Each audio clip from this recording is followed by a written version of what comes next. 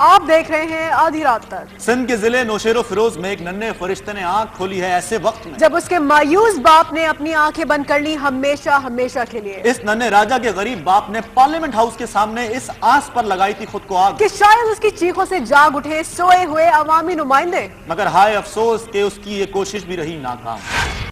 सिंध के जिले नौशेरो फिरोज के गांव साईदाद रिंद में पैदा होने वाले इस नौमौलूद का नाम रखा गया है इसके बाप के नाम पर राजा। एक नजर इस सुर्ख सफेद नन्हे फरिश्ते को देखें। ये राजा है अभी मीठी नींद में और कभी कभी ये हो जाता है थोड़ी देर को बेदार भी। इस बेचारे को क्या मालूम कि जिस बाप के नाम पर रखा गया है उसका नाम, वो बदकिस्मत बड़ा राजा मौजूद नहीं इस दुनिया में। छोटे राजा का बाप था एक मेहनतकश और शरीफ आदमी। बड़े राजा ने अपने घर वालों के लिए किया हमेशा हिम्मत और हौसले से बढ़ के काम, लेकिन बड़े राजा के लिए 11 अफराद पर मुश्तमिल खानदान की बुनियादी जरूरतें पूरी करना था सख्त दुश्वार। ये है इस्लामाबाद में पार्लियामेंट हाउस की एक बैरूनी सड़क का मंजर। यहाँ है कुछ पुलिस वाले एक्शन में और ये जमा कर रहे हैं एक दिल दहला देने वाली खुदकुशी की वारदात के बाद जाए वकूफ से कुछ अहम शवाहिद। ये है सड़क के साथ घास के इस टुकड़े पर कुछ जले हुए खून आलूद निशानात। चंद कदम आगे रखी हुई है पेट्रोल की बड़ी बोतल। अब घास के इस मुकाम को देखें, यहाँ पड़ चुका है हल्का सा गड्ढा और इस जगह की जली हुई घास साफ बता रही है कि इसी मुकाम पर एक बदनसीब ने किया है खुद को आग लगाकर हलाक। लेकिन ये हलाक होने वाला शख्स कौन था? इसने खुद को क्यों किया हलाक? इसने खुद को क्यों लगाई आग? और खुद सोजी के जरिए अपनी जान की बाजी लगाने वाले ने पार्लियामेंट हाउस इस्लामाबाद का इंतखाब ही क्यों किया? बेरोजगारी और गुर्बत से परेशान राजा खान रिंद ने पार्लियामेंट हाउस के सामने पेट्रोल छिड़क कर लगा ली खुद को आग। राजा को फौरी तौर पर ले जाया गया करीबी अस्पताल, लेकिन तब तक हो चुकी थी बहुत देर। खुदकुशी करने वाले गरीब मजदूर राजा ने ये इंतहाई कदम उठाया बड़ी मजबूरी में। वो शादीशुदा था और उसके थे 2 छोटे बेटे। इसके साथ उस पर छोटे बहन भाइयों और बूढ़े माँ बाप की किफालत का भी बोझ था। सिंध के एक छोटे से गांव के मैट्रिक पास राजा ने अपनी तमाम कोशिशों में नाकामी के बाद एक आखिरी जिद्दोजहद शुरू की और उसने अपनी तालीम याफ्ता बीवी नजमा को पुलिस में नौकरी दिलाने के लिए सिंध से सफर शुरू किया इस्लामाबाद का। हुकूमती जमात के सेंट्रल सेक्रेटेरिएट से उसे कई माह कबल एक खत अपनी बीवी की नौकरी के हवाले से जरूर दिया गया था, लेकिन उस खत को किसी वजीर और मुशीर ने नहीं दी अहमियत। उधर हालात से मायूस राजा का जब्त होता जा रहा था खत्म। उसने खुदकुशी से पहले अपनी माँ को किया आखिरी फोन और उसने बताया कि वो हालात से इस हद तक उकता चुका है कि कुछ ही देर में अगर उसकी फरियाद हुक्काम बाला ने ना सुनी तो वो कौम के बेहिस नुमाइंदों की पार्लियामेंट के सामने खुद को आग लगाकर दे देगा अपनी जान। ये सुनते ही राजा के घर में फैल गई खौफ की फिजा।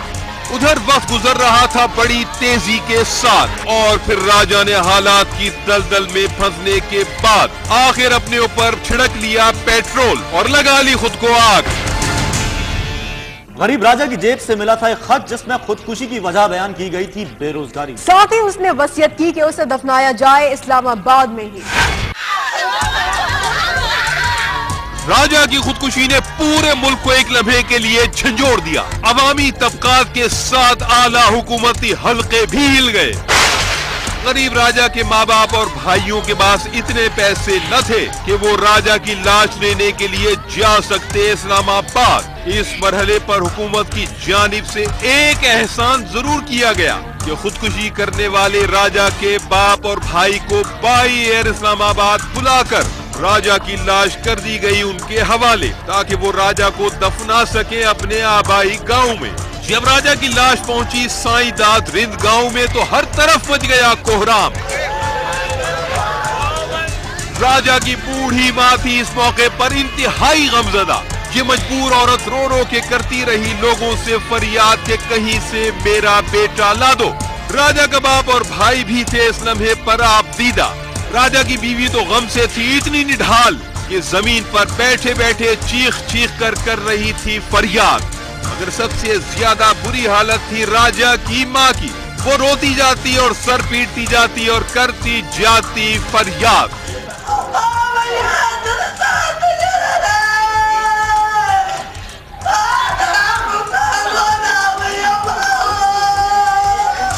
राजा के बाप की हालत भी है बेटे की हंगामी खुदकुशी के बाद से बड़ी खराब। ये गरीब ही बेटे को याद करके बेख्तियार रो पड़ता है और बताता है कि राजा की खुदकुशी पर भी हुक्कामे वाला के कान पर जूं तक न रेंगी और किसी ने अब तक हमारी खबर न ली। शान है, कोई भी नहीं आया अभी तक। साईं जफर साहब नहीं आया है। हम बहुत गाँव में हमारा राड़ो राड़ है, साहिब नहीं अभी तक नहीं फंसा है। राजा की अचानक खुदसोजी ने उसकी बीवी नजमा को कर दिया है गम से बेहाल। उसने कभी भूले से भी न सोचा था कि उसका शौहर और दुख दर्द का साथी उसे यूं कर जाएगा हमेशा के लिए तन्हा और उसके बच्चे यूं हो जाएंगे बेआसरा। ये गरीबी देती है रो रो के दुहाई।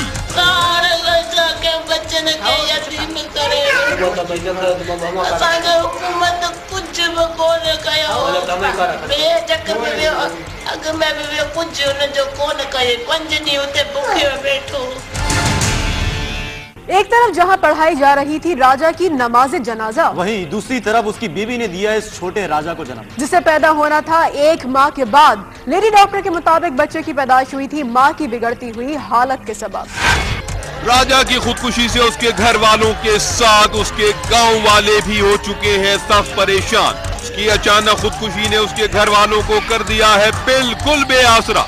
ऐसे कड़े हालात में सबकी निगाहें लगी हुई थी हुक्कामे बाला की तरफ कि राजा के जीते जी तो हुक्मरानों ने कुछ न किया, शायद उसकी सनसनीखेज मौत के बाद ही कोई दुखी खानदान की सुन ले फरियाद। या तो वो अपने आप पर हार गया या तो पाकिस्तान गवर्नमेंट से हार गया। कि पाकिस्तान गवर्नमेंट कुछ नहीं कर रही है, ऐसे नौजवान और ऐसे होशियार बंदे के लिए कुछ भी नहीं कर रही है। राजा की खुदकुशी का दुख अपनी जगह, उसकी कमी तो उसका खानदान महसूस करता रहेगा हमेशा हमेशा। काश इस आदमी को अपने मुश्किल हालात की वजह से खुदकुशी जैसा कदम न उठाना पड़ता। दूसरी तरफ हुक्कामे बाला ने पार्लियामेंट हाउस इस्लामाबाद के सामने खुदसोजी के बाद जो 5 लाख रुपए देने का किया ऐलान और राजा की बीवी के लिए मुलाजमत देने का जो किया है वादा, अगर ये सब कुछ राजा की जिंदगी ही में हो जाता तो एक गरीब मजदूर को खुदकुशी न करनी पड़ती और एक गरीब खानदान इस तरह तबाह न होता। यहाँ लेंगे एक वक्फा और वक्फे के बाद आपको दिखाएंगे कि आखिर अब गैस मीटर क्यों नहीं किए जा सकेंगे चोरी। हमारे साथ रहिएगा।